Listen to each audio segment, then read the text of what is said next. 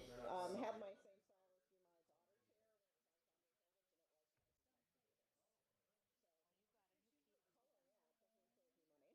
stylist do my daughter's hair when it comes down to shoulders, and it was color. Yeah, it definitely saves me money. You know.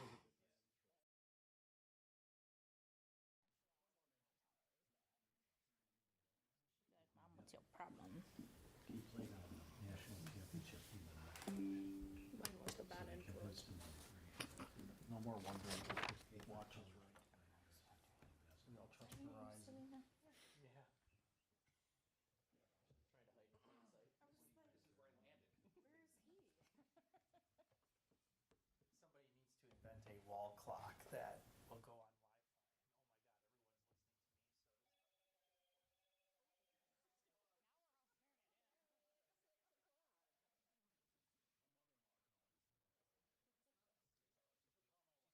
to me. She'll call. No. Are you starting Are it? you live yet? Are we ready to go? I have 6 p.m. I have 6. Okay. Yep. Are we waiting for mics to light up or on the air? I can't see. Okay, we are on the air. So I will call the October 21st meeting of the Administration Committee to order.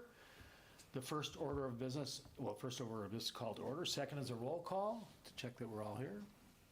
Do we need a roll call? I do see that everyone's here. So we'll get on to item number C, approval of minutes. We have no Item number minutes. C, Marty.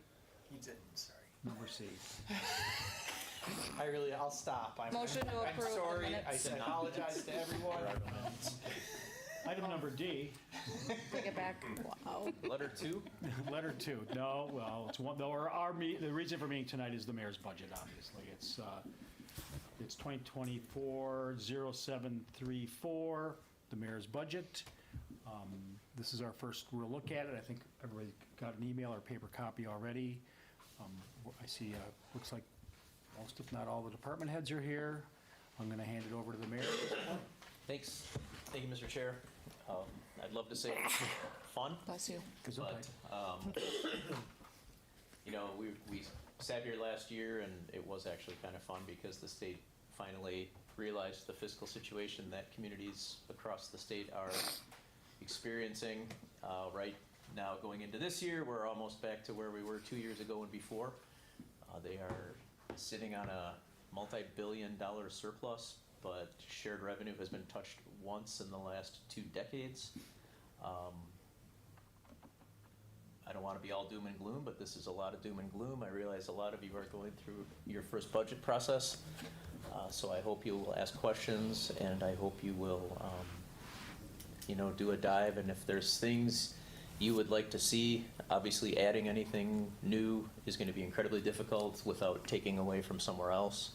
But this is what we start this process and how we are going to operate for 2025 and what we're going to be pushing out to address the concerns and the services that our citizens and our businesses have come to expect. It is not easy.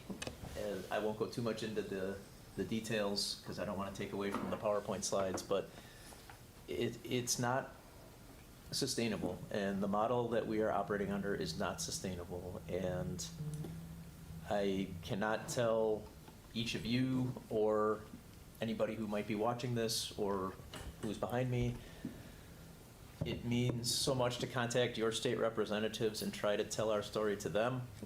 We had a meeting with State Senator Rob Hutton a couple of weeks ago, and I give him credit because he always reaches out and he always asks for our input, but there's a challenge with people that do not represent the Milwaukee County area, do not want any assistance to go to the Milwaukee County area. And they tend to look at the city of Milwaukee as a cash suck, and it penalizes all of us. So as much as we're going to talk about the budget, I'm also just going to take one more opportunity to ask you all to lobby and to call. And if you want to send letters or emails, if you need talking points, we have those. With our net new growth, net new construction this year was incredibly low despite all the things happening, which I'm sure will be discussed on the slides. So with that, I'm just kind of venting right now. So I will conclude my remarks. I will be here for the presentation, and I am going to be here for questions tonight and beyond, as well as Rebecca and Jason. I do want to take a quick second to thank both Jason and Rebecca and Chris Moen and everybody who did help put this together as we went through this process, because it's a lot of work, and they do a stellar job. So, thank you, Mr. Shinn. Okay. Mr. Mayor? We're starting with Rebecca, or, okay. So when we start the budget process, we're always looking at what the vision and our mission is. So just a reminder, we're trying to become the preferred destination for visitors, residents, and businesses. And then our mission is to provide cost-effective services for health, safety, and welfare of the community, provide quality living and working, and then take a progressive approach to our budget and management and operations of the city. And then upon that, we build our strategic plan, and these are the different focus areas.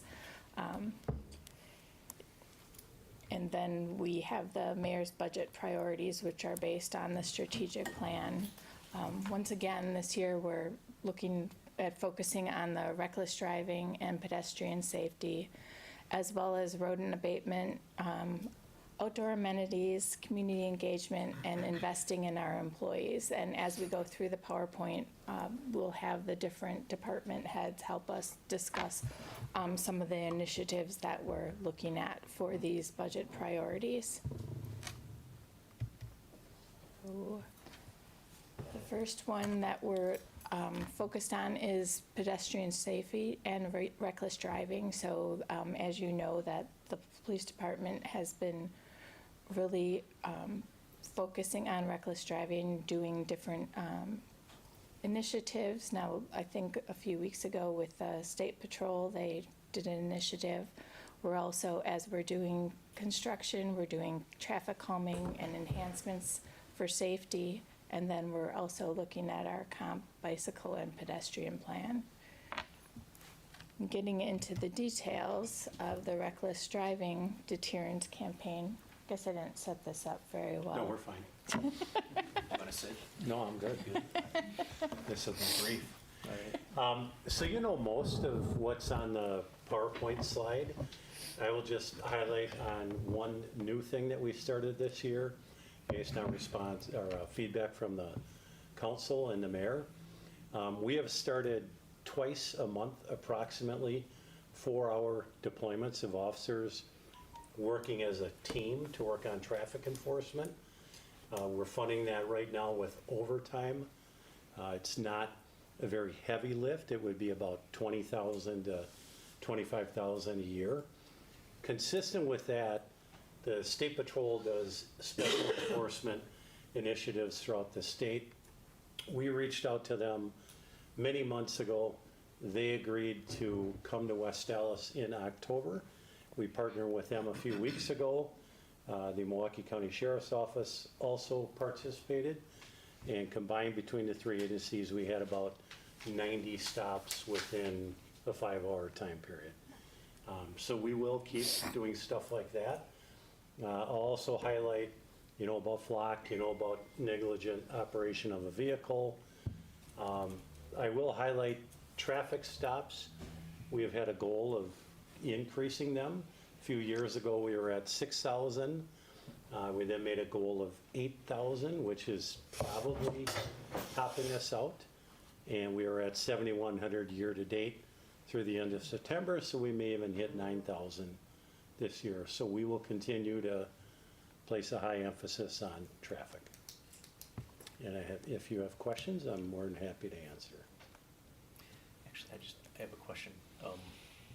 One of the questions I got was when the stats were released in the social media posts is, what's the big reason warnings are given versus citations? So officers always have discretion if people have a compelling reason, if they're overly cooperative. We don't necessarily give a ticket just because we stop you.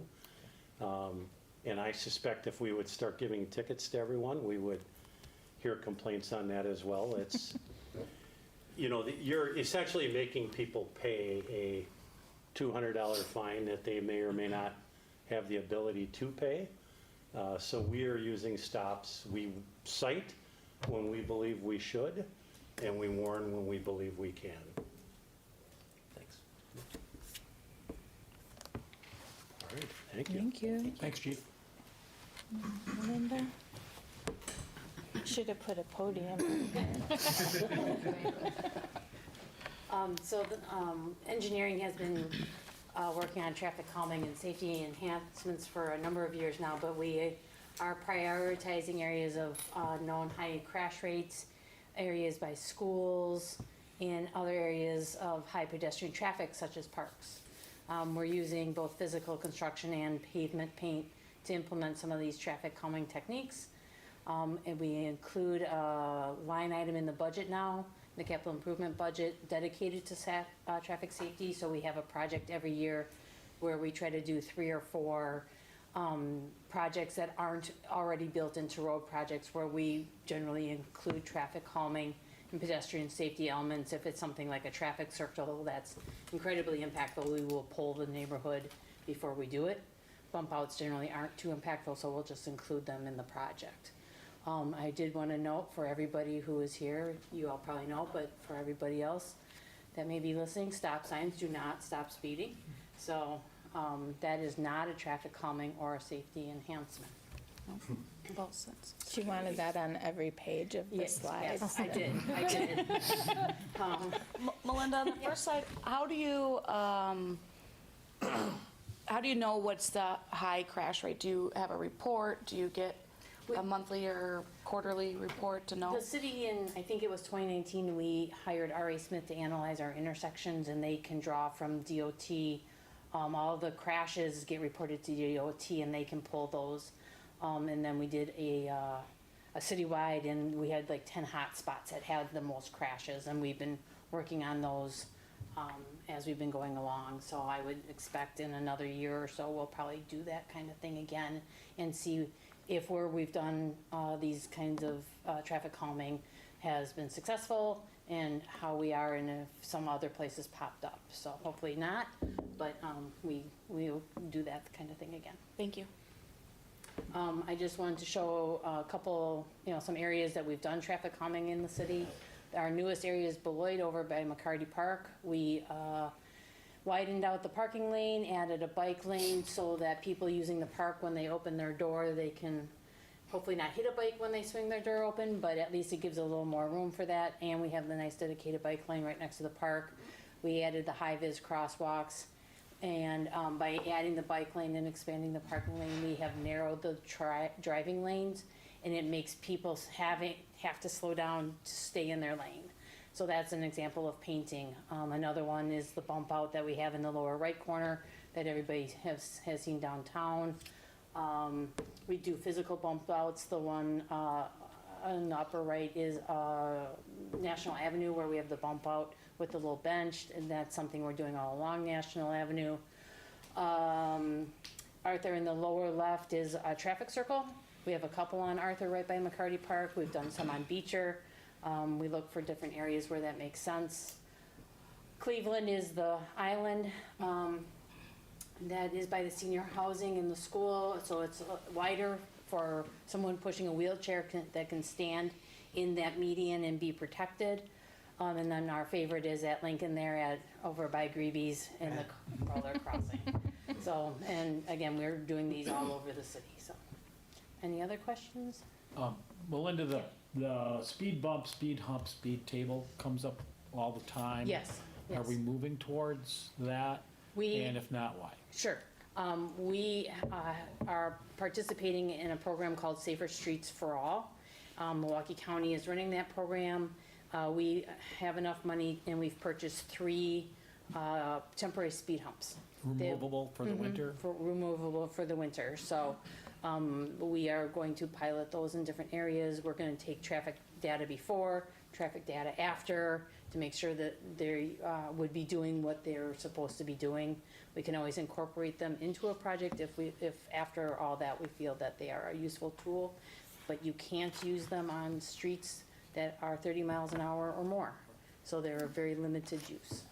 And I'm seeing more speed bumps, humps, or tables, depending on the geometry, in other communities and on county roads.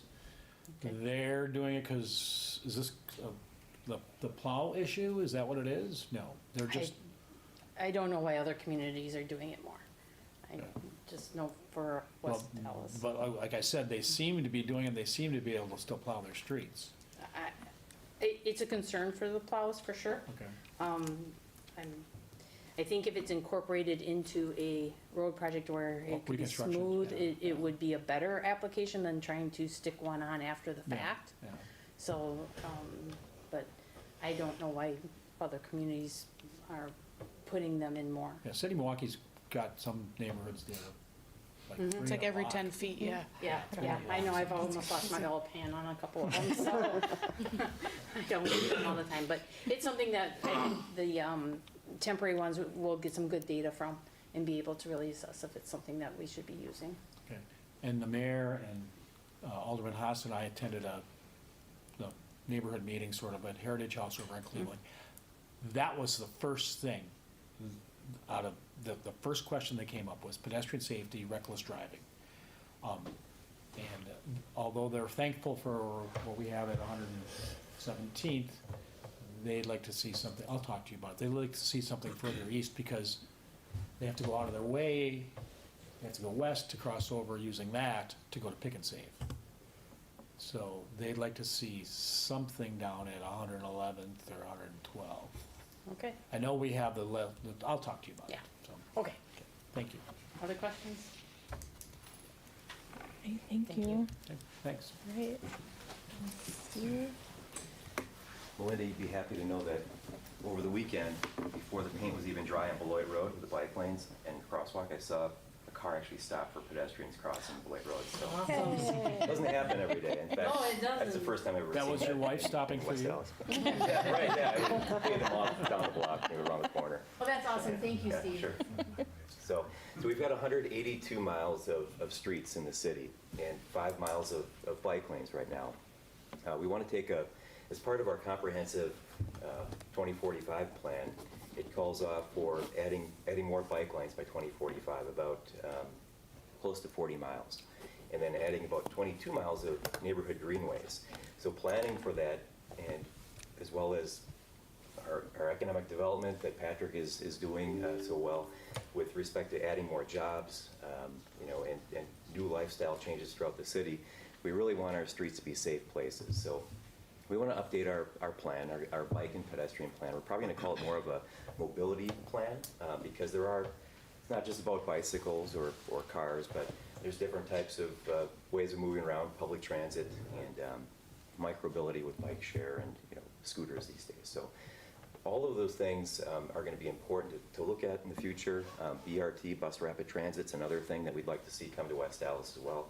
So just sort of growing that, thinking about that down the road and really expanding upon the opportunities through the planning portion of it and coordinating that with actually everybody here with our capital improvement process. Any questions? Steve? Yeah.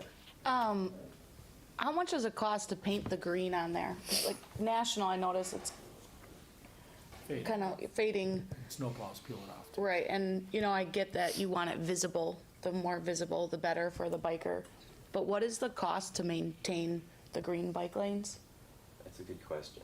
I could talk to Melinda about that. Okay. I know this was part of a Wisconsin DOT led project, and I think we may have had to spend a little bit extra for the green. At first, the federal sources weren't going to pay for the green, but I think they came around and did so. I'll have to touch base with Melinda on that, or maybe in open.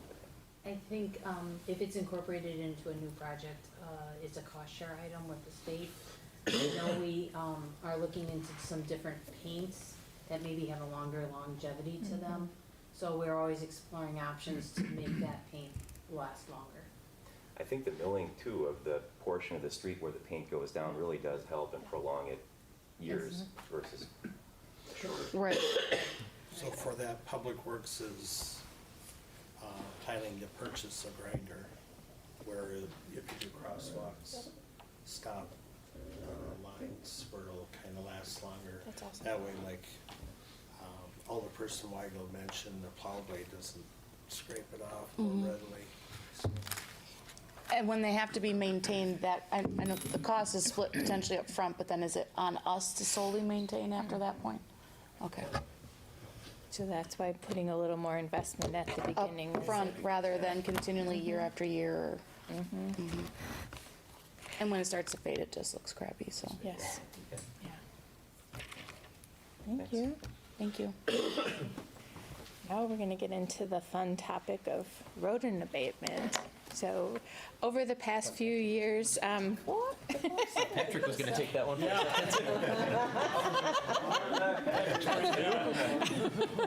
yes, we're really focusing on it now. All hands on deck, people. We've been, the last few years, we've been doing the baiting, and then last year we started birth control, but we're also looking at increasing funding and more enforcement, and then looking at some innovative programs. And Bob will get into the first two, and then Dave will cover the third one, because it has to do with garbage and recycling, so. But first, a little background on the baiting and birth control. Very good. Thank you. So just to share, just quick snapshot format, we have had some good progress over the past couple of years. When we look at the number of complaints, which is really a primary goal of the nuisance abatement plan, is to reduce the complaints. We are seeing, not significant, but at least we're moving in the right direction when you compare 2023 to 2024. To date, over the past couple of years, we have actually issued approximately 3,000 pieces of educational material. That's really when we're kind of looking at when we've got investigations going on, but as well when we are giving notification to residents that baiting is occurring in their area. We started with ContraPest last year.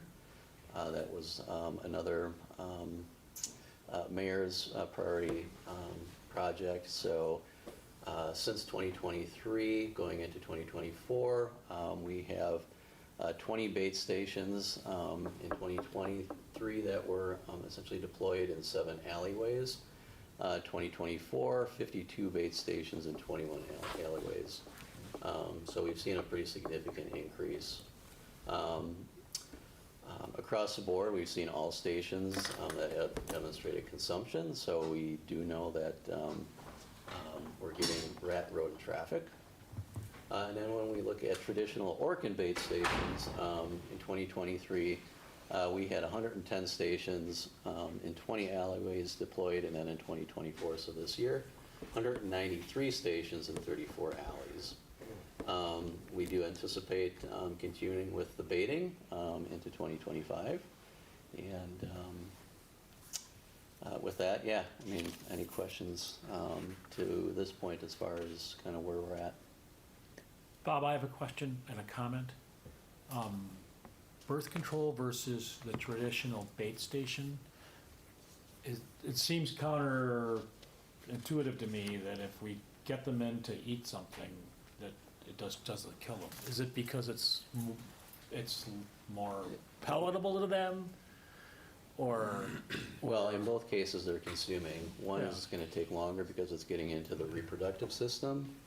That's not necessarily a poison the Right. same way that the Yeah, but Orkin why bait don't we station- just do 100% just poison? We could. I mean, certainly that's a viable option. One thing that we do need to look into as well is within all of these areas where the baiting is happening, doing a comparison in terms of where we're seeing fewer, ideally, rats and more dead rats, in these areas, which is the big challenge at this point. So right now, we are just kind of mixing it up in terms of where each of those different products are being deployed in the hotspot areas. So we can't say, definitively that ContraPest or the bait stations are working, one's working better than the Right. other. But, Bob, I mean, is there some sort of national data on this about, we had a resident years ago that wanted us to catch and spay and neuter feral cats because of the impacts on the songbird population and that kind of stuff. Coincidentally, he was a veterinarian who would offer service to provide this service. And this was 2008 when we were in a recession already anyways. Yeah, that's not gonna end. But I just don't understand if, you know, if we got them to eat something, why don't we just, You were gonna talk about Well, I was the gonna peel? I was gonna talk about the ContraPest. That was just an idea that was sent to me by a resident. And there were some strong testimonials about some cities in other states that had seen success. So we Okay. decided to try it in addition to the bait stations, just to see if what kind of impact that would have. And I it- think It's that's not it. an unusual idea. A lot of, you'll see that in industry. We use it for pigeon control as well. It was my understanding too that that's more appealing to them than the bait stations. that's what I was wondering, if they're more likely to eat it, because So it's that traditional bait stations, if there's other Better. better easier, better product food. around, they're gonna Yeah. go to that, Yeah. but the birth control still A is little more still palatable. Okay. appealing. And one of the things that needs to be taken into account too is with ContraPest, note that we can actually demonstrate consumption for those. With regard to traditional Orkin, the only time we can get a count unit of 1 is when that whole bait needs to Chunk be is gone, replaced. yeah. So, the bait could be not on, it could be consumed, but it's not Not consumed enough to do. entirely. And so in terms of the numbers, this is what we're looking at this point. Unfortunately, we can't say, definitively that ContraPest is working more effectively than traditional or vice versa. Okay. Yeah. And then my comment is, the letter you have up there, I know Pam and Jim.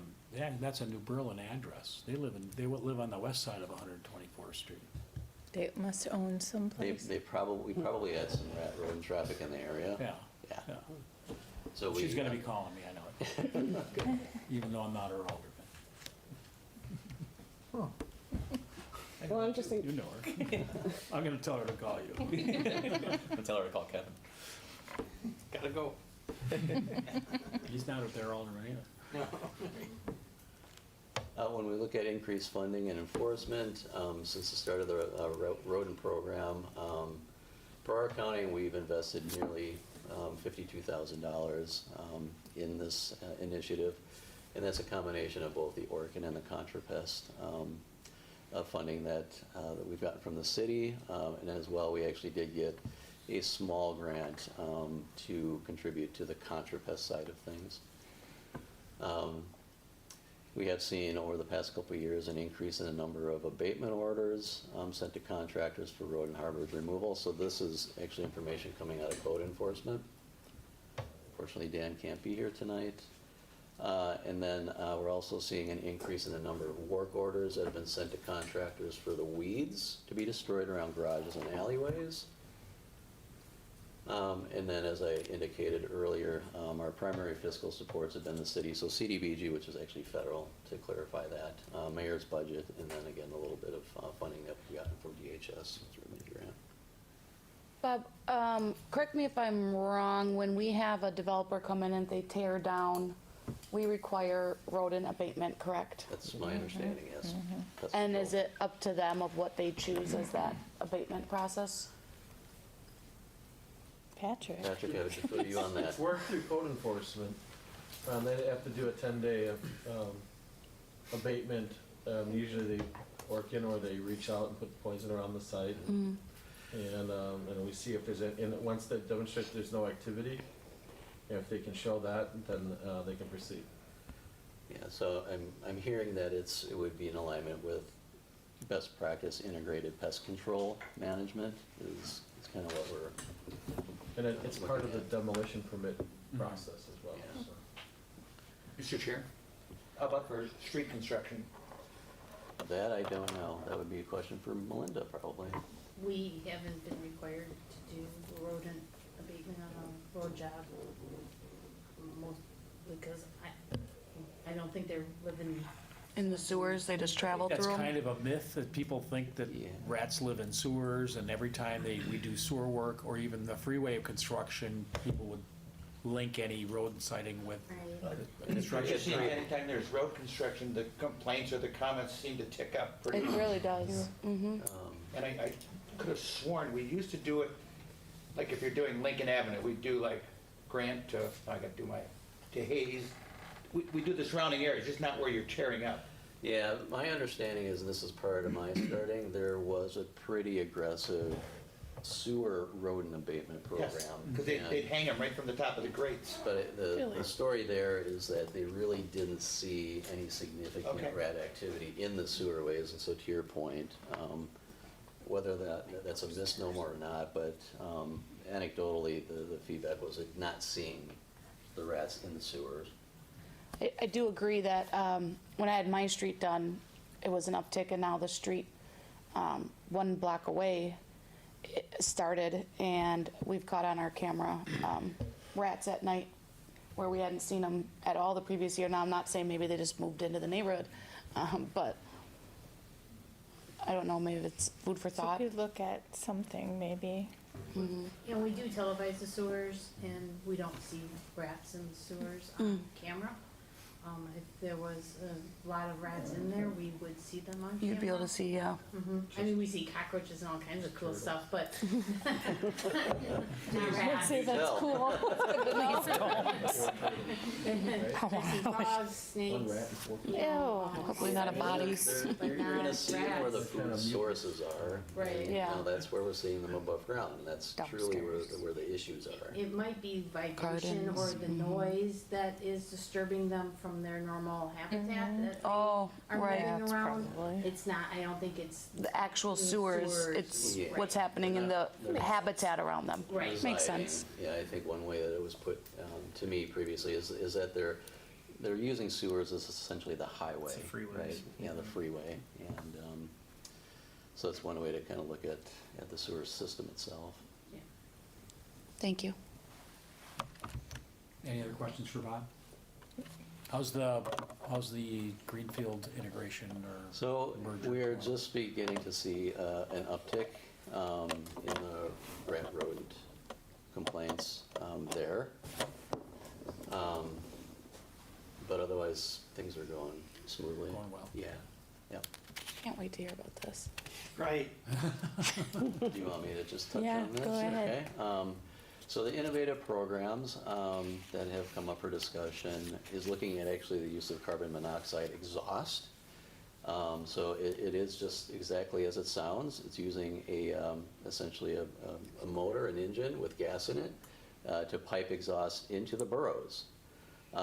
Big cities where there are rat rodent issues like New York, California, believe it or not, in Utah and Boston are all showing effectiveness with this particular method.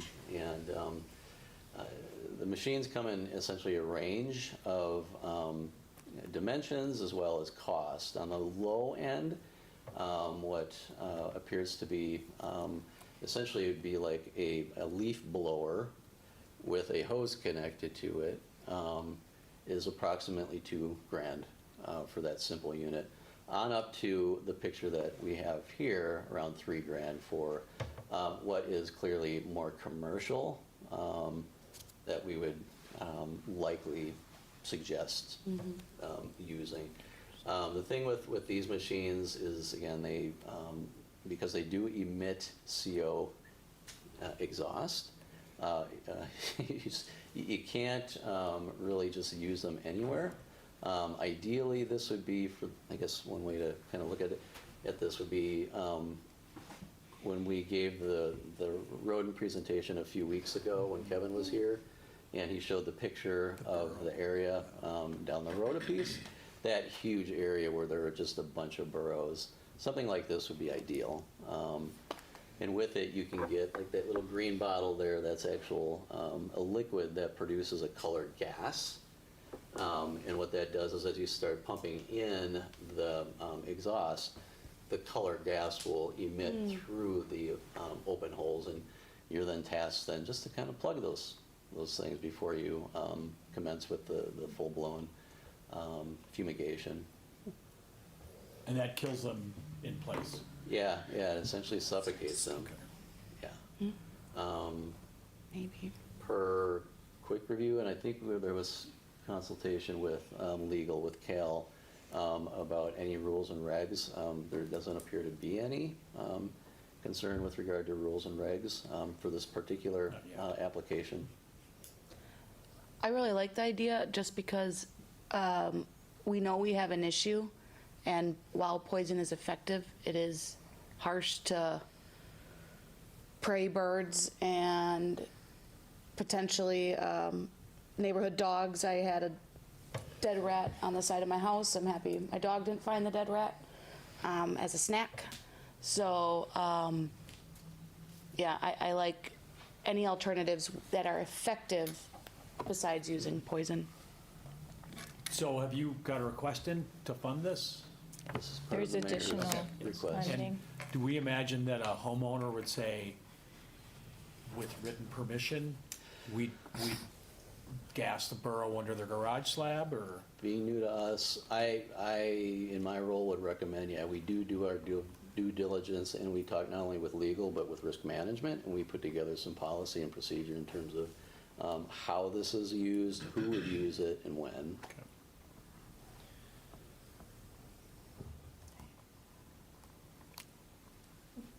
Anything else for rodents? And what's it called again? The tomahawk or something? Well, Some that's, cool name. well, there's a There's a cheetah, cheetah. which is the The low cheetah. end.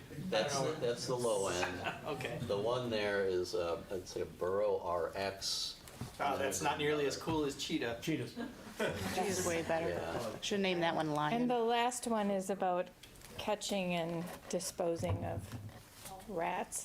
They're not protected, so we've been talking with the city attorneys about different options. We're gonna put a For that. bounty on it? Because that's the famous backfire story. Right, we discussed that and thought that that was not a good idea, because then there'd be some breeding of rats. Oh, yeah, just for people to get some money, yeah. So, We're no love rat farms. Everything. You gotta we, run that. we think it through, Yeah. but that's another option that we're looking at going forward. Okay. Thank you. Yep. Dave, I changed this a little bit. So currently, right now, our goal was to address the rodent population, and what's one way that we could assist by doing that? So the current ordinance that we have in place now is for refuse, is you could have a city-approved receptacle, up to 2 per living unit, and then you get to have 1 cubic yard of debris stored outside that container.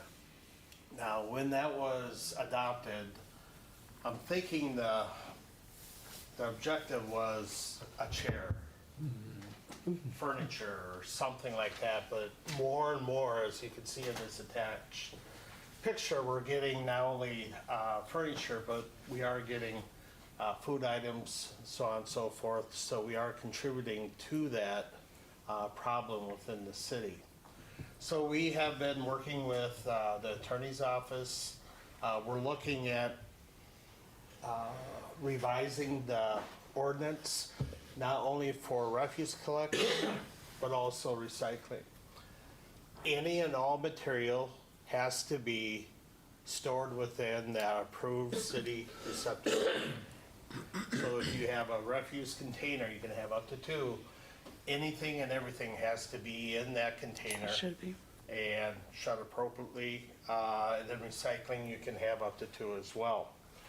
Any items that are stored outside, you're subject to a fee. That fee will be the existing fees that we have for the bulk collection pickups. $50 from 0 cubic yards to 4, and then $100 from 4 cubic yards to 8. We are working on a process of immediate solution, resolving this, where if we have a refuse crew that is servicing a certain living unit, they can see and they can observe and take a picture. If there are debris that's at the point of collection, we will take a picture, we will communicate that to the resident, but we will invoice that residential, the owner. So you'll pick it up right away? Yep, right away. So that's our goal right now.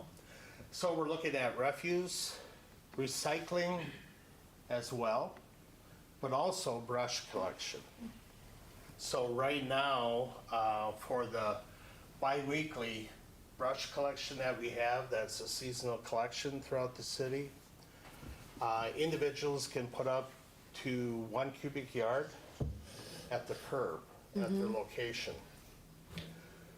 To try to make that more uniform, but also readily available for our crews. Sometimes there's like 3 or 4 twigs. You know, we can't visually see that. So we're asking for some type of container, and it just, that way you can put all of your brush in that container of 1 cubic yards, or it's bundled. So we can visually. And then put by the refuse rather than the At the street? curb. Oh, At the okay. curb, yep. So, hopefully. Even if your garbage collection's in the alley, you'd still put it at the curb At the one? curb, Okay. correct, yep. And that would be also for Christmas trees. Just That gonna would ask not that next. affect them in any way. That's regular collection, so, Yeah, because Christmas trees they get treated as garbage, correct? yep. That was incorporated Yeah. last year by the DNR, so. So the big, by communicating and working with our legal team, long as that we take pictures, we communicate what we collected, and then we send that invoice to the owner of the living unit, we should be set to go. So internally, we're kind of working on the invoicing and billing protocol. And then it'll be a campaign to roll it out, so the Yes. cities, Right. like for a couple months, you know, Yeah. at least to say, hey, people, I know you were used to this, Yeah. but we're not taking your mattress anymore. That's the Yeah, March so 1st date. So, Jenny's yeah, it would department start in would be January 1st and then be effective. So during that time, we would work with marketing and engagement to get the word out. And then maybe if people are doing something, Tag it. we would, put something on their tag. But kind of like what we did with the recycling cards. And we do have to notify everyone that we're going to be doing this. So if we do assess the fee, they're aware of it ahead of time. So, but it can be a mass notification. It doesn't have to be An individual mailer. letter. Gotcha. And if we send a notification and they don't pay it, we just put it on their tax bill.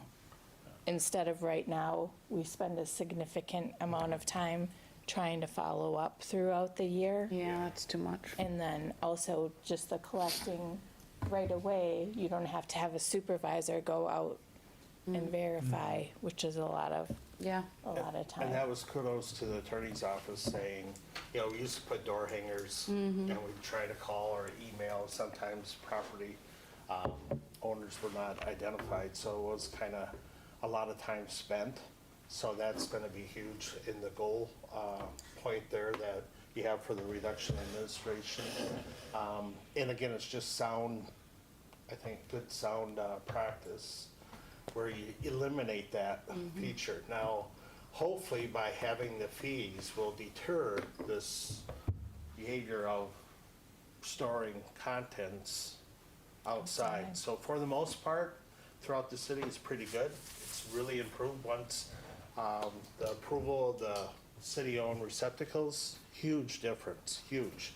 But again, we're still allowing the rodents to feed on those materials, even recyclables. So again, they have food items and that sort of thing on there. But we're looking for blight, you know, just the overall appearance as well, so. So Dave, I have a question. We live in this disposable era where people buy IKEA furniture and 2 years out of a bookshelf.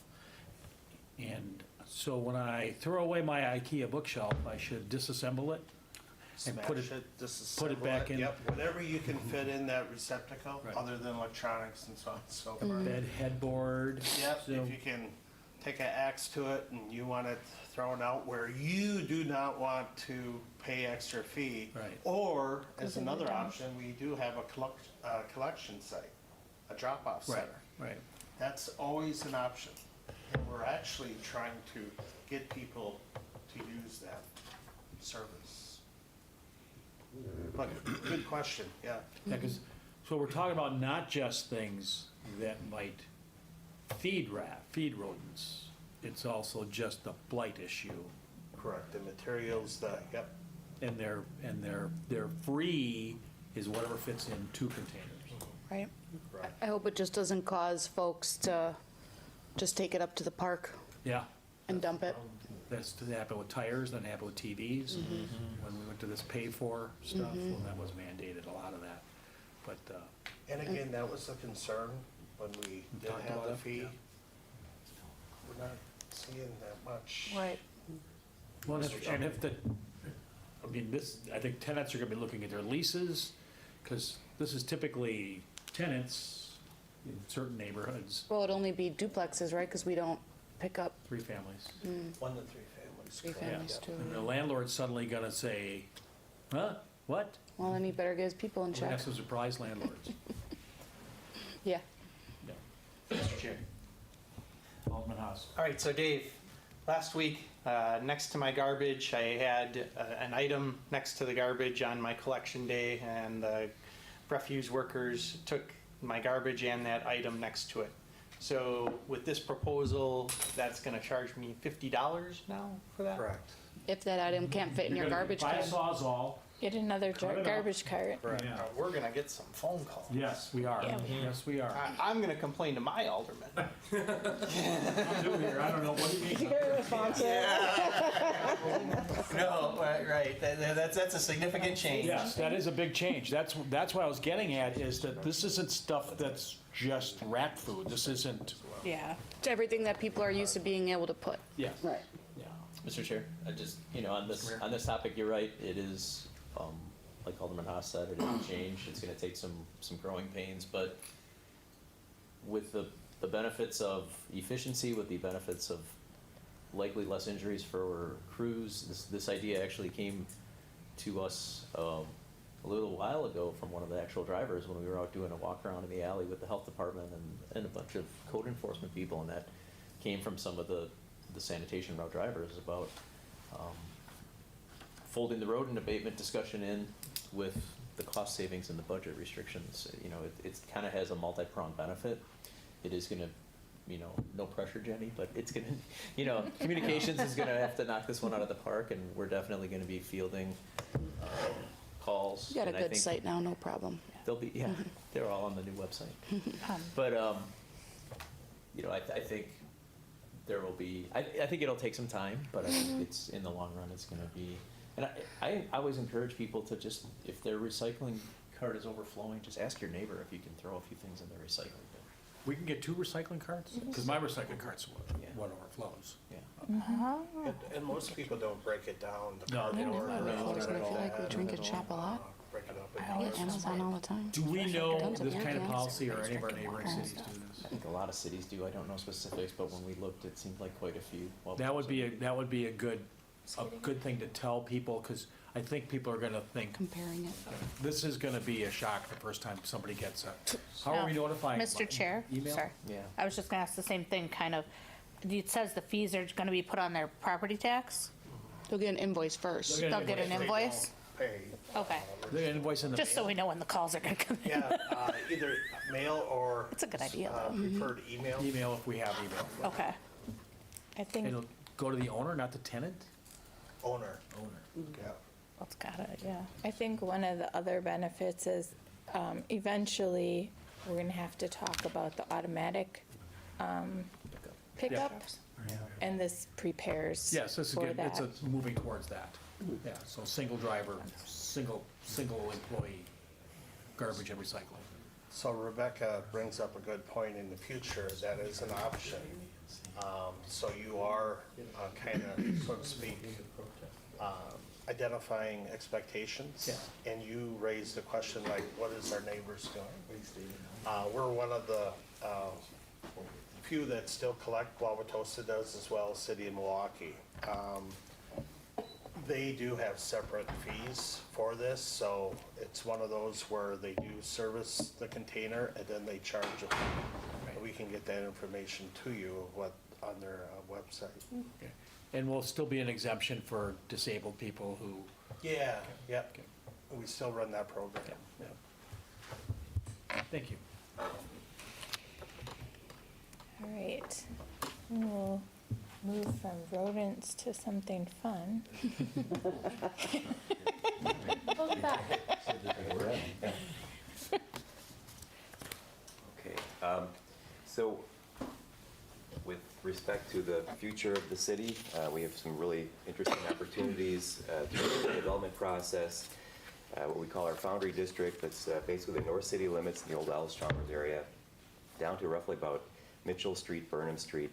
That old rail spur that basically runs north-south through the city, that's more or less abandoned. It's privately owned north of Greenfield, and then south of Greenfield Avenue, it's owned by the Canadian Pacific Railway.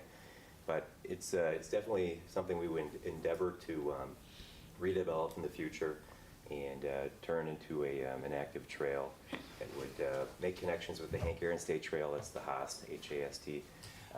And then the Hank Aaron State Trail, the HAST. Yes, yeah, I like that. Is another wonderful opportunity we have. We all use it to walk and bike and just be outdoors. But we see an opportunity to run a connection off of that down to the Power Line Trail in Greenfield. And Greenfield just completed, I think, phase 2 of their plan eastbound. So right now Greenfield has the Power Line Trail, which intersects with the Oak Leaf Trail, and then it runs from about 104th and Cold Spring all the way east down to about 35th Street. And then where it's going to pick up with Milwaukee and St. Francis and eventually make it all the way to the lakefront. So these are really neat opportunities to sort of expand, connectivity through our entire Milwaukee County area, basically, and then making connections with Waukesha County as well, but also, just completing those links here within the city itself and just opening up that opportunity for everyone. And then with that, sort of spinning off of some of the recommendations in our comp plan, we want to update our park and open space plan. That'll be a major endeavor with getting, planning for the future, getting people involved, and engaging the public. What do people want? What are the issues? We want to make sure that our existing, we've got 16 parks throughout the city, ranging from mini parks all the way up to neighborhood community parks and a couple special event parks, the dog park and the skate park. But what do people want to see in their parks? And we want to make sure they're also safe and kept current with the equipment and so on. We can prioritize all that with grant funding and through our capital improvements process. Steve, I ran into Kyle from Armin? from Oak. From Oak. Oh, okay, yeah. And he asked me about that. We have a time frame. I told him, I says, it's going to depend on funding and a bunch of other things. Yeah, funding, and then also the redevelopment process itself. We want to, I think the motor castings redevelopment site is an opportunity that we could possibly work with that developer to complete some of the trail, possibly on that motor casting site, maybe on the west side of it. Or there's another opportunity where maybe we're working through, through the Whitnell Summit property itself in some manner. And what about the Washington? The parking lot and so on. And then the Washington Street extension, yeah. Where's that in the timeline? Melinda, help me out, is it 2028? Yeah, Okay. for the Washington Street extension between 60th and 70th, yeah. And the county, I believe, is in process of revising their Trails Network plan. And I know their current Trails Network plan does have, it's just a plan the county came up with 15 years ago, that parallel to 894, the power line to Host. And that'd be exactly I guess our version of the power line that would go north-south versus the other parts that are going east-west right now. So we're going to be part of that process? We are currently, actually there's a planning study being done by the Smith Group. Melinda and I were just with our counterparts in the city of Milwaukee and St. Francis last week, and they're working to put together a basic plan and then get a better idea for each of those communities that are participating, how much it's going to cost us to implement.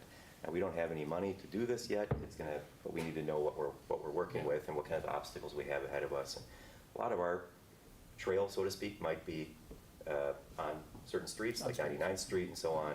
But we would have some separated portions too. So. Okay, thank you. Thanks. You're up again. Oh, I'm back. Okay, right. The Engage series. Yeah. Don't go anywhere. So this is a picture on the right here of the Engage workshop series. It's about 4 or 5 different sessions. Meet on the first opportunity met on Monday nights for a series of several weeks, and really building partnerships, building engagement within our city. And this was the brainchild of Suzanne Singh, our neighborhood service specialist. She's a newer employee. She started in April. She's come up with some fantastic ideas. We started her out thinking about neighborhood associations, growing neighborhood associations, but she's doing that and, spending down the focus grant, organizational grant money we have set aside for that. But out of that, we're trying to also build champions that want to learn more about city civic engagement, what the city does in the different departments. And that's sort of the first session that was conducted here, was sort of learning all about the city and everything going on. And we had a number of different guest speakers that came, Dave Webking, planning, I think Patrick, economic development, to name a few, all got involved and helped, educate. And really, these people are really engaged and they want to learn more. There's going to be future sessions where maybe some of the alumni go on to more of a leadership style of training, maybe through a neighborhood alliance. But we really, all these things sort of mesh together. The neighborhood associations, the Engage series, and then our community conversations, they all tend to blend together and mesh and work to really build stronger alliances with our public. And the conversations are really geared for just that, just having a sit-down conversation, very much like, I guess, coffee with the mayor. And Suzanne leads and moderates those. And the last topic we had was on 60th and Burnham, just talking about different opportunities and challenges within that neighborhood. And we're going to be talking next, I think in January, about building a strong arts community within the city. Thanks. Thank you. All right. So those are the major initiatives. The last one is the investment in employees. As you're probably aware, it's a very tough environment to hire and retain employees. There's a lot of competition. We have a lot of competition with our other municipalities in the area to maintain competitiveness. The budget includes a 2% increase for general employees. Police and fire, are through a contract, so those have already been established. That's 2.5%. And we're also recommending adjustment to our salary schedule. This is an example of that. So on the bottom is our current salary schedule, and we have a pay-for-performance system. So people move through steps, and then there's a high performance between 100 and 120% of the salary schedule. People get nominated as high-performing employees and get compensated in that area.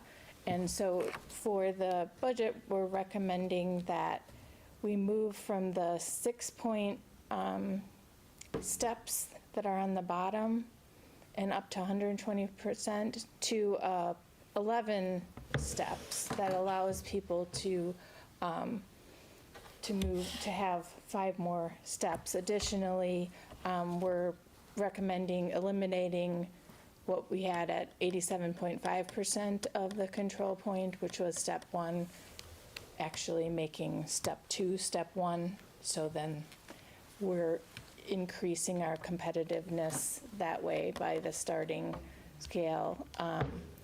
So the top shows the 2% increase in addition to the adjustments to the steps. So on the bottom right, it just highlighting the differences. So step 1, currently it's 87.5%. The proposed would be 90%. 100%, the control point. Right now it's step 6. We would have it at step 5, and then the number of steps I mentioned goes from 6 to 11. Increase the high performance zone up to 125%, but shrink it a little bit to allow for the steps.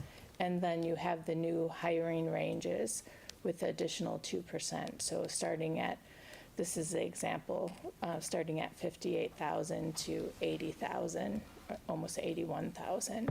So this is what we're recommending. This will affect, adding those steps, I believe 132 people will be moving up, because we have a lot of longer tenured employees, so they'll be moving up into a step in through the 6th through 11. Additionally, I believe there's a smaller number of people that are above the steps. We're also recommending that they would get like a 1% adjustment, but not department heads, because we deal with that separately. So this is the recommended adjustments and investments in employees. I don't know if there's any questions. Makes sense. It makes sense. Do you have an idea on what the cost is going to be on this in the first year? Hard to say. I wouldn't Jason expect- has probably the exact, Probably the exact number? I don't remember. I don't have the exact number with me, but I can get it. All I can say is that we factored it into the budget, so that's all part of our Okay, balanced yeah, budget, yeah. I mean, I understand that. I mean, my wife's tired of me hearing, I say this all the time, everybody's hiring, you know? And I'm gonna assume this is a lot of skilled trades people. Are we doing on electricians and engineers? We have made some adjustments with specific, Previously, yeah. specific positions that we've had a challenge hiring, like electricians, like engineers, like nurses, like mechanics, those type of things. We've touched those individually to adjust.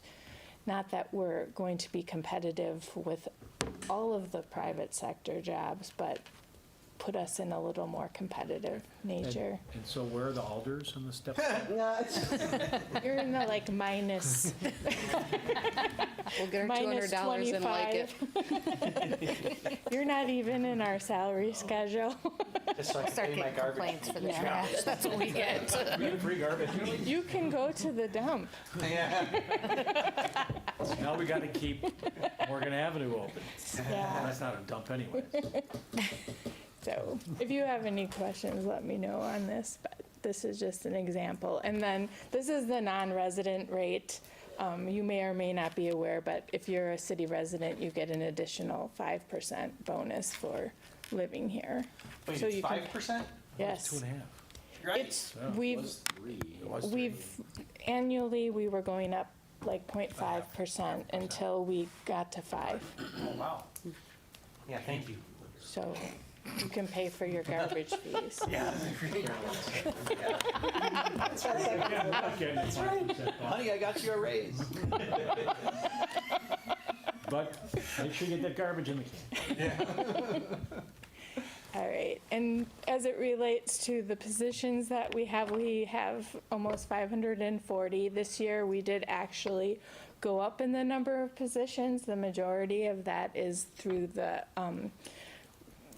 combining with Greenfield. So we added 7.5, which we've reduced also this year by 0.90, but based on the situations earlier in the year, there's a recommending adding an appraiser position. I don't know, Jason, if you want to say anything about that.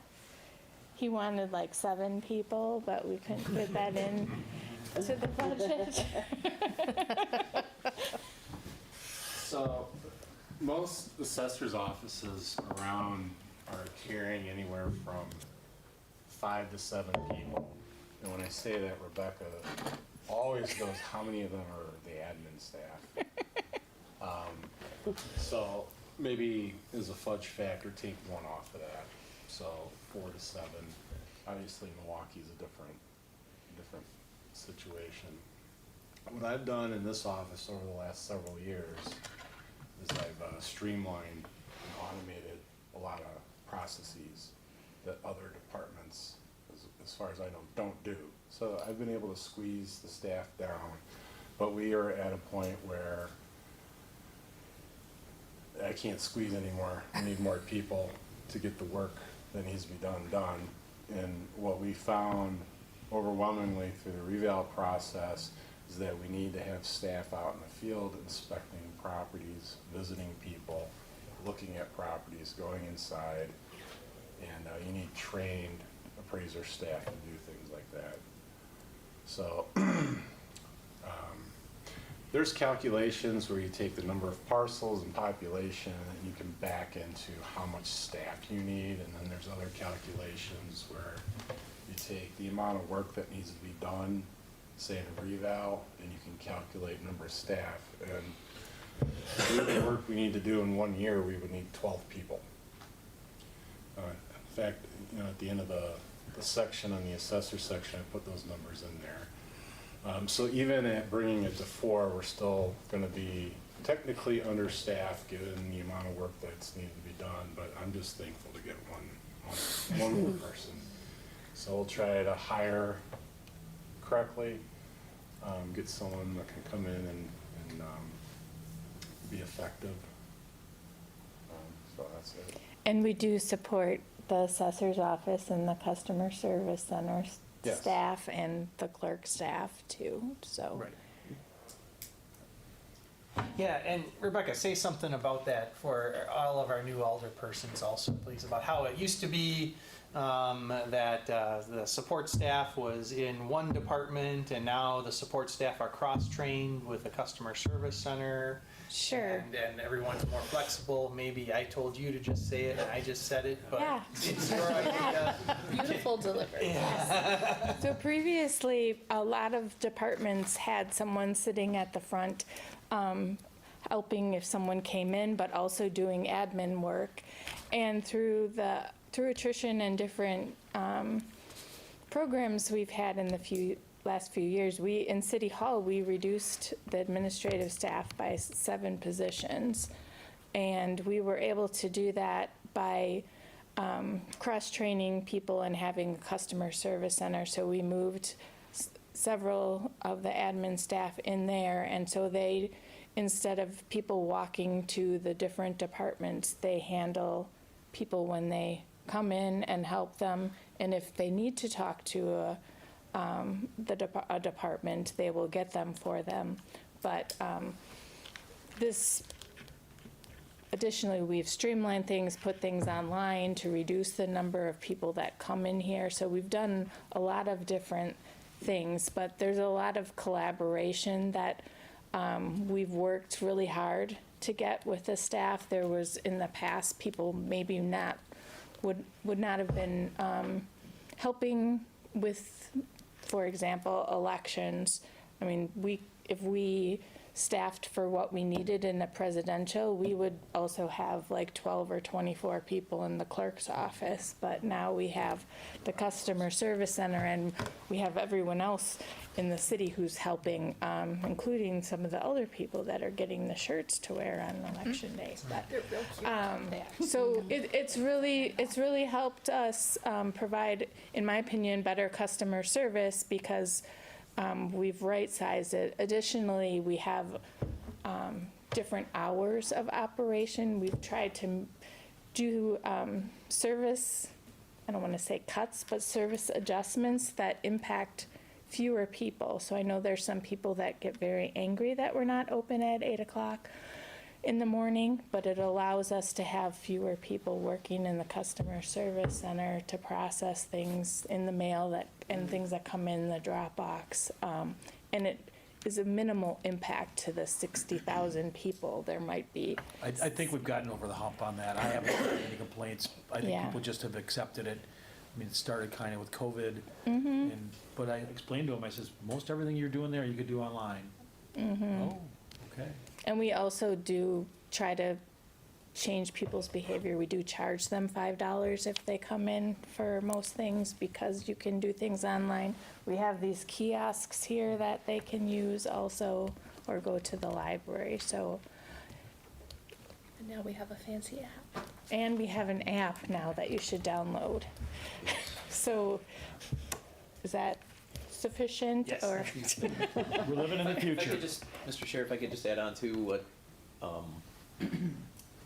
just because walk-in traffic is 11:30 to 4:30, a majority of staff that are here and that aren't out in the field are available for appointments during that time. So I think the initial shock, which I think you might have been alluding to, Mr. Chair, was people thought all these employees were garnering full-time salaries for working 5 hours a day, and that's not the Yeah, case. I didn't get that sense. Oh, I did. I did, well, I just mentioned, if it's something specific, review a building plan or something, You Set can up the certainly appointment. make an appointment, Yep, but they you can can't be at just 9 wander o'clock. in on Yeah. your lunch break and, expect to Mhm. talk to a trained professional on a specific topic, so. And additionally, having it closed provides a increased level of safety. So. Thank you. Jenny, did you want to talk about the farmer's market manager? As you likely know, marketing and engagement has overseen the market since 2018 or so. Since that time, we have changed the vendor structure, so we don't just have farmers anymore. We have prepared foods, we have packaged goods, we have food trucks, we have live music.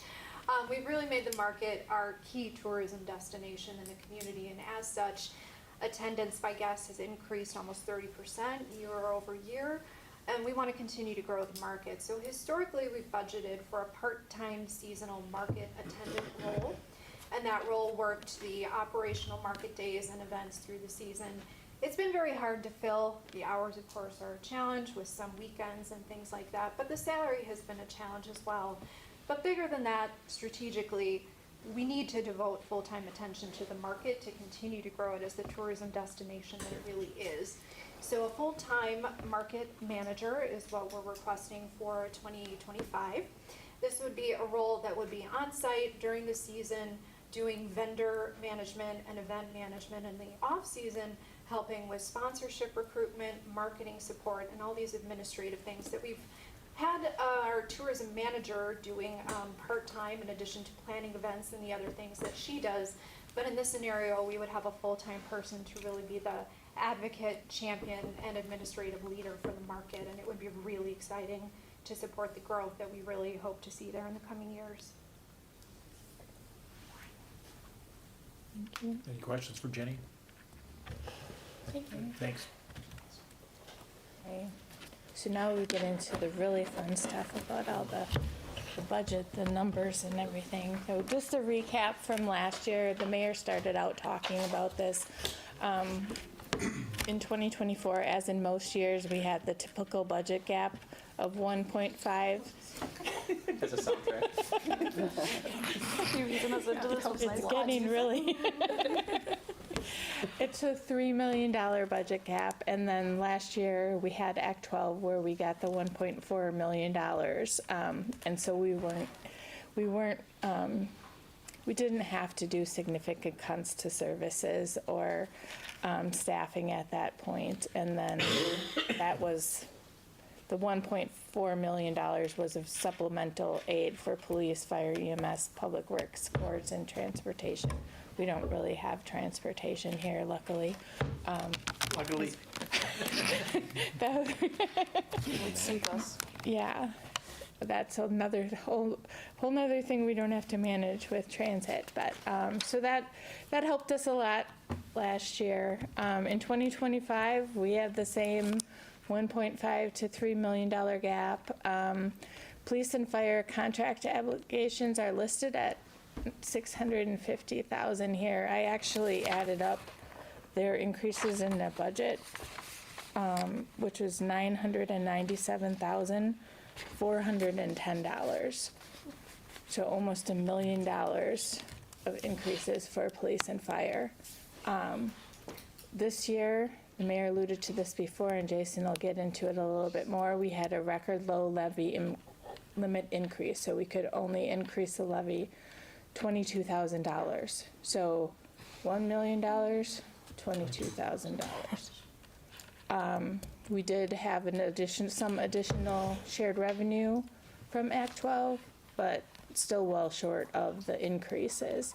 So we were able to also have some savings going into the joint health department, and then ambulance services. We recoup money for the services we provide through the ambulances. So if you can just go back to the other slide then too. So just looking at that 415,000 of shared revenue, about 2/3 of that is related to that new shared revenue increase that the state said they were going to give through the sales tax.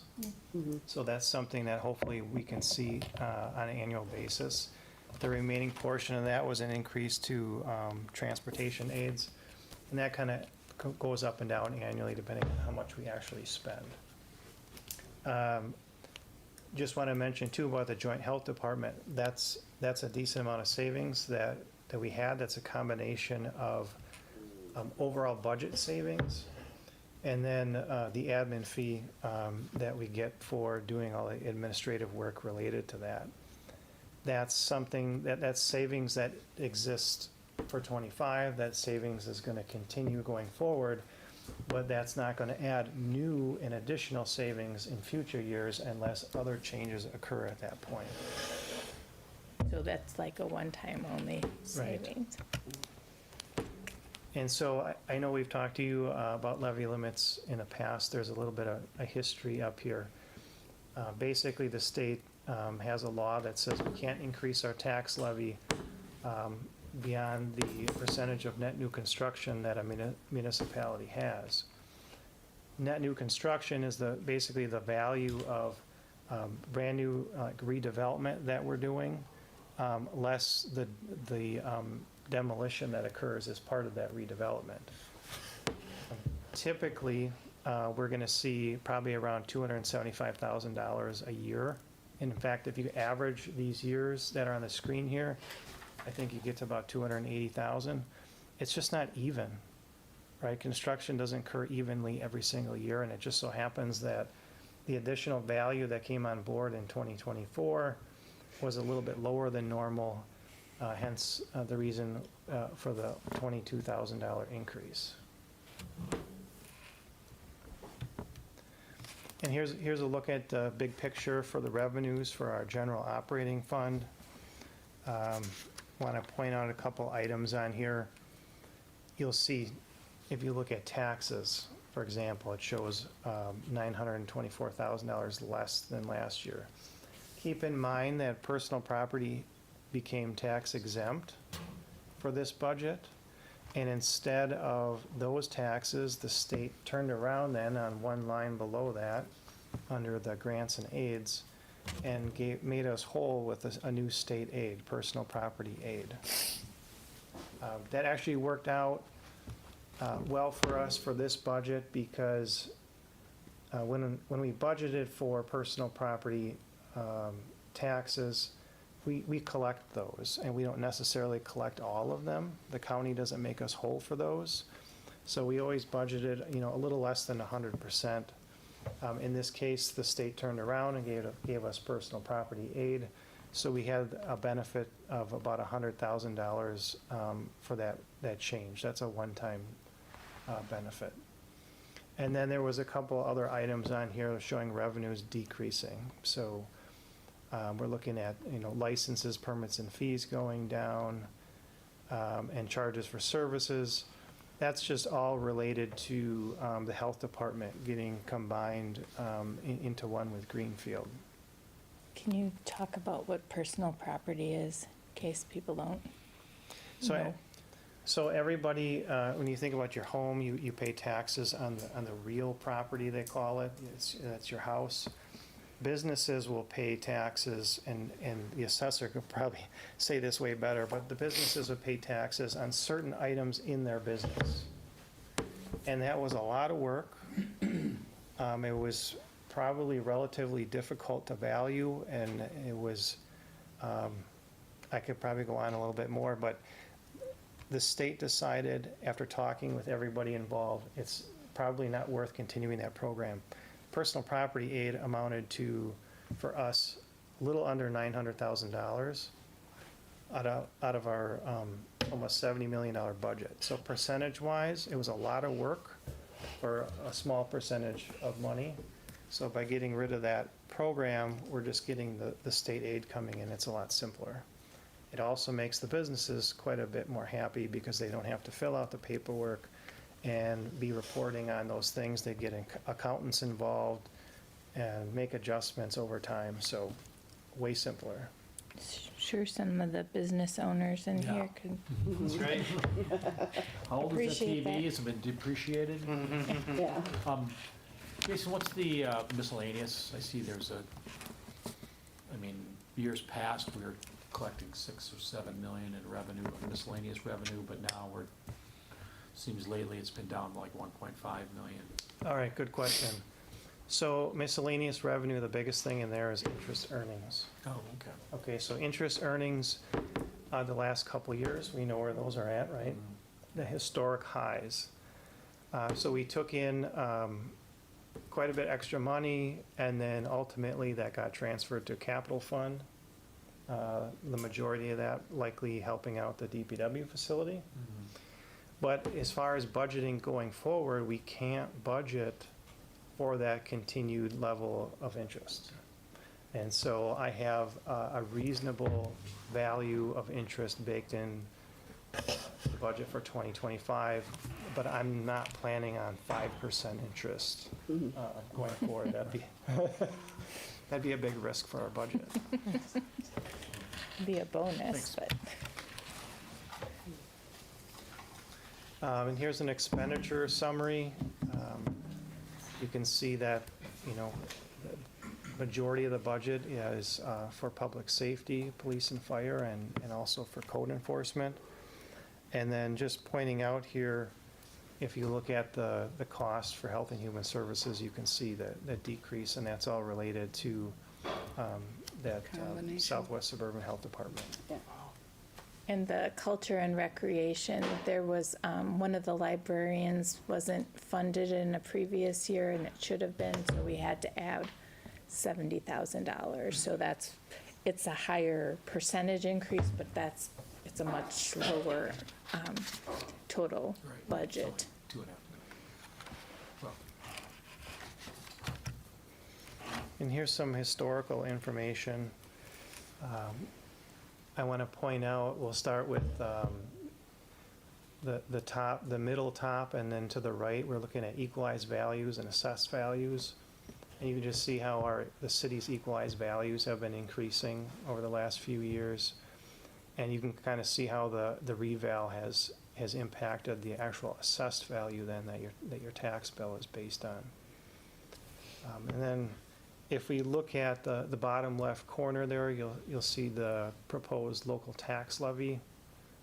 Essentially, it's the same. And then because the assessed value has increased substantially, but the levy has remained the same, the tax rate then by math just comes down. Plummeted. Yeah, so you'll see that going down from $12 for our local city tax down to $8.34 estimated. Call all those complainers back. Right. Amen. Overall, I'm still guessing with the overall tax rate. I don't have all the information for that yet, but still projecting that it's going to be also lower overall, the rate. Some people will still be bearing a little bit more than they had previously because they might have been underassessed or had improvements that weren't previously. Automatically drove the value. Yes. So it's not going to be everyone that goes down. Make a post on that. And Do then you this is remember what y'all just up here said? for reference. Everyone's going to have a different home value. They're all going to have different situations, but based on a home of $200,000 in value, you would expect to see around $1,670 in city tax. And then a lot of what we covered is related to the general operations of the city. But we also have utility funds as well, and I just wanted to highlight what's included in the budget for those. I did include the water utility on here, but just keep in mind that the water utility, the rates are regulated by the state, the Public Service Commission. A bit off the slide, just to help you see an overall where things are going. No change with sanitary. MMSD is showing 0%. That's because we just don't have that number yet. Likely that's going to be something in December that comes out. The stormwater utility recommending 7% increase here. And this is just, these numbers on here are for an average single-family quarterly bill, just for reference. But the 7% increase for stormwater utility represents an increase since 2017.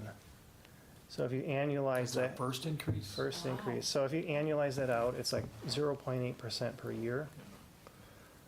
Even the water utility, if you annualize that over, since 2020 was the last increase that occurred for the city operations, that's just a little over 3% per year.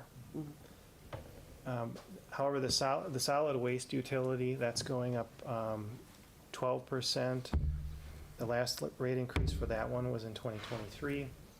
The reason for the larger increase in that utility is due to better data that we have. So the Public Works Department has a software called AssetWorks. They keep track of what everybody is doing throughout the day. They've analyzed the data, and we were able to better allocate wages that were in the general operating fund, now knowing in more detail what people are working on, to the solid waste utility. So that just is a change in allocation of wages. Have tipping fees stayed No. somewhat stable? No, that budget is also going up as well, so that's also a factor in this. And is recycling still literally in the toilet? It's averaging about 3% per year increase. Oh. Our contract will expire in 2 more years with Johns. You said in 2 years? 2 years, yeah. But, and we're paying now, Yeah. John's, right? Because in the past, we were not paying. Now we have to pay them. Based on the percentage and the actual value of resale, so yeah, we do get a percentage of that. Yeah, and then, yeah, Jason, thank you, went back to the last slide. So we got the utilities here. The 3 are City of West Allis utilities: water, stormwater, and solid waste. Am I correct? And then sanitary and MMSD, those are both MMSD. Well, this represents the utilities of the city of West Allis. It's just that we break out MMSD separate because it just ends up being a pass-through charge. Yeah. Right, and I guess what I was getting at is, and the stormwater utility, that's us. Solid waste, that's us, though, and water. Us that's and our employees. Us and our employees that do it. I see what you're saying, yep. Okay. Thank you. And is Milwaukee still underwriting? I mean, Milwaukee's making a still healthy profit on the water, right? I'm sure they are. Yeah, because there's like 28, isn't there like 28 wholesale water customers of Milwaukee Water? And they profit enough on it to help keep their general levy down? I'm not sure about that. Yeah. But they would be regulated by the state It's as well. still regulated, but they're getting, they're making a pretty healthy profit on the sale of their water to us. Where else are we gonna go? Yeah. Right, and we start our own utility. Drill, baby, drill. Our own pipe. Our own pipeline. Water? Pipeline to Lake Michigan. We partner up with South Milwaukee, they have their own, right? Yeah, South Milwaukee does, but you gotta get through Milwaukee to get there. Yeah. Or go all the way around through Greenfield. Make them all partners. Yeah. Not gonna say I haven't looked at that. Yeah. Great Franklin, Greenfield, So and us. with that, we might need a meeting next week, but I was thinking that we wouldn't. So the next steps, we're still waiting on some information from the state, and then we can calculate the final city tax rate. And if you have anything that you want additional information on, let us know. We can provide that. The public hearing is on November 12th, and then your consideration of the budget would be on November 19th. So we did have that meeting next week, but unless there's something you want to talk about, I don't think we need to have another administration meeting. If something comes up, reach out to me or Rebecca. Yeah. And just a few things that we wanted to highlight before we finish. There's a lot of times where people don't necessarily understand the funding and the different funding sources we have. So we just wanted to highlight some of the things that are going on that people might feel that we shouldn't be spending money on. And So the first is the Public Works facility. So as you're familiar with, we've had a lot of studies talking about the inefficiencies, the need for the improvement, things like that. The capital replacement cost for that equal to $12 million. So it was a necessary thing that we needed to focus on. Some of the funding that we're using, I think, Jason, you mentioned it a little bit, a lot of the interest that we've earned, some of the ARPA funding we received, some of the reserves that were over our, I guess, legislated requirements and things like that. So we're able to fund it with minimal borrowing. I don't know what the exact amounts, we're probably still working through that, but. Well, I mean, when I started here, the plan was that we would borrow 70 million. And our borrowing ended up being, I think it was 17.25 million for the facility, so that's a lot of interest, savings for the city. You gotta tell people about that every time you see them. Remind them. It's all since Jason started here. That's right. Do I get to take credit for that? You beat that horse until it can't recognize it's a horse anymore. Or a rat. That's excellent.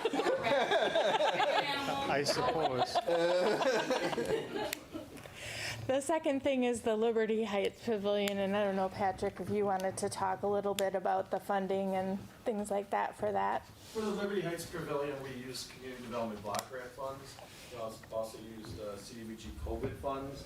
It's around 1.5 million total budget for the construction of the pavilion. We had to tear down the, 1939 pavilion that was in really poor shape, wasn't ADA, wasn't meeting what the community needed in that area. And the investment is today going on strong. The building's been raised, the footings are in, and masonry walls should be going up here within a week. Exciting. And if you want to learn the progress of the project, you can look at our website. There's a page with frequently asked questions, as well as we'll put pictures on there that provide an update on the project. So it's very exciting. Should be a nice improvement. And the funding for that could not have been used for our general fund to fund our general services, so thank you. And then the regular question is about our marketing activities. A few years ago, I don't remember when the state changed it, but our room tax, some of that must be dedicated to tourism and economic development, so that's where a lot of our marketing spend is related to. And then we have an Artscape fund, so we get donations and things like that that go to funding the artwork. So it's not necessarily general fund taxes that are paying for those things. They're dedicated other funds. So this is just provided for use if in the event that someone might ask you, why are you? Because we get those questions frequently too. All right, Mr. Chair. Alderman Haas. All right, and so this is a budget where we're not laying anybody off, we're not cutting any positions. We're In fact, actually we're adding positions. Yeah, this is. for the first time Assessor's since I've office. been here. We're not even like. Me too. Are we closing out anything through attrition or empty slots? I think we have one position, a half a position in the health department that is not filled. Actually, the Full, one full-time and then for discussion in 2025 was 0.5. yeah. So, but there's no positions that are filled at this point that are being eliminated. Yeah, So, that's a super successful budget. That's great. Anything else, Jason? Yeah, I just wanted to add, so with the net new construction, you may get questions or comments. Everyone's driving around, they see all these buildings going up. So why isn't the net new construction higher? It all has to do with timing. first. So Three Leaf Partners this year actually counted as a demolition or a negative. Yeah. Yes. Because they came in and scraped the old, what was it, Clark Oil building. Yep. So, but next year it comes online. Next year we'll get Dunkin' Donuts, we'll get Three Leaf, and,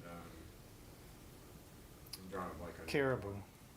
Yeah, Caribou, and then that dental, I think it's a dental office next to the Caribou. So that'll come online next year. Service station up on the green field. Yep. Oh, yeah, service 84th. station. And then it was just a low year for new construction. We had Chase Bank, we had a couple other spots, but that doesn't really move a $6 million needle very much. Maybe we should ask Corinne or Tony if they wanted to say anything. Getting out of this unscathed. Just support. Okay, any other questions from the council or the committee? Motion to adjourn? Second. All in favor? Aye. Thank you, everyone. All right. Thanks for all.